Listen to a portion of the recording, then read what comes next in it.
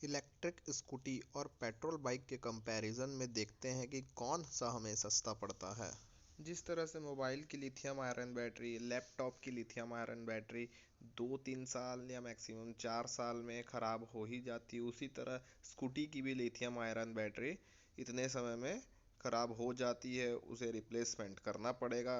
और जिस तरह से लैपटॉप भी अलग अलग लिथियम आयरन बैटरी की सहायता से बनी रहती है, उसी तरह स्कूटी की भी बैटरी अलग अलग लिथियम आयरन की बैटरी के साथ बनी रहती है। लेकिन एक समय के बाद बैटरी वीक हो जाती है और इसकी रेंज बहुत कम हो जाती है।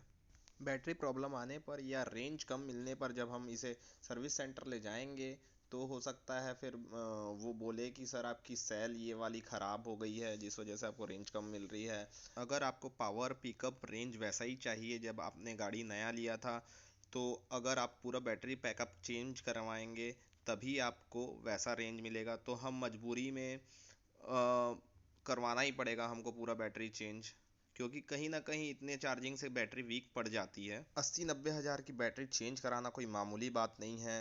हो सकता है हर समय हर किसी के पास इतने पैसे ना रहें और उसमें फाइनेंस की सुविधा मिलती है कि नहीं मिलती है। अगर उसमें फाइनेंस की सुविधा नहीं मिलती है तो कई गाड़ियां स्क्रैप भी हो सकती हैं।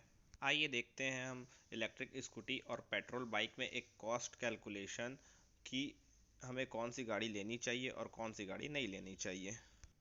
एक अच्छी और पावरफुल न्यू स्कूटी का कॉस्ट लगभग 1,40,000 पड़ जाता है और इसमें लगने वाला लिथियम आयरन बैटरी, जिसकी 5 साल की गारंटी वारंटी जो भी रहती है, जो आपको लगभग 80 से 90 हज़ार रुपये विथ फिटिंग पड़ जाता है। इस हिसाब से अगर 5 साल में हम इसको चेंज करवाते हैं 3 बार तो लगभग 2,70,000 रुपये इसका कॉस्ट आ जाता है। अप्रॉक्स इसके चार्जिंग का कॉस्ट 16,000 लगभग आता है, जिसको मैं इस तरह से निकाला हूँ। जैसे 1,00,000 किलोमीटर गाड़ी चलाते हैं हम, तो एक चार्जिंग का मान लीजिए अगर 80 किलोमीटर का रेंज दे रहा है तो एक चार्जिंग में लगभग 2 यूनिट का खर्चा आता है। इसको कैलकुलेशन करते हैं तो हम लोग 16,000 का खर्चा इस तरह से इलेक्ट्रिक स्कूटी का टोटल कॉस्ट 15 साल में 4,26,000 पड़ जाता है।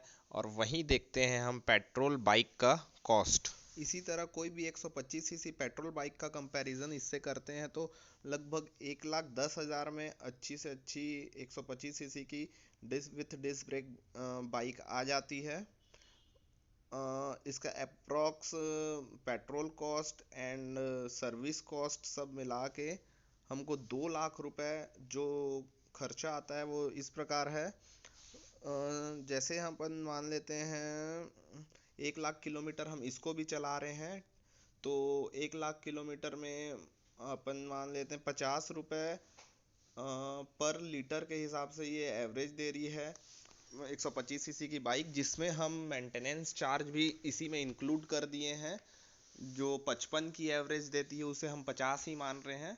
उस हिसाब से हमारा 2 लाख रुपए पेट्रोल का कॉस्ट हो जाता है और इस हिसाब से ये 3,10,000 इसमें टोटल कॉस्ट आता है।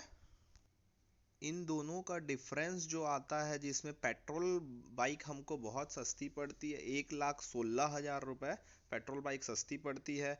मैं किसी पेट्रोल बाइक की तारीफ या इलेक्ट्रिक स्कूटी की बेइज्जती नहीं करना चाहता, मैं सिर्फ फैक्ट आपके सामने बताना चाह रहा हूँ।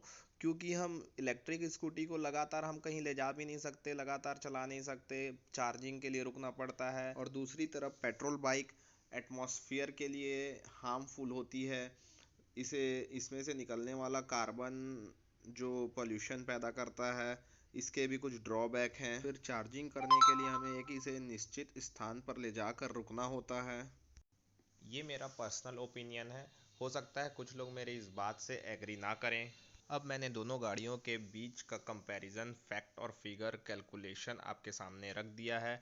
अब आपको इनमें से जो सूटेबल हो आपके बजट के हिसाब से आप ले सकते हैं।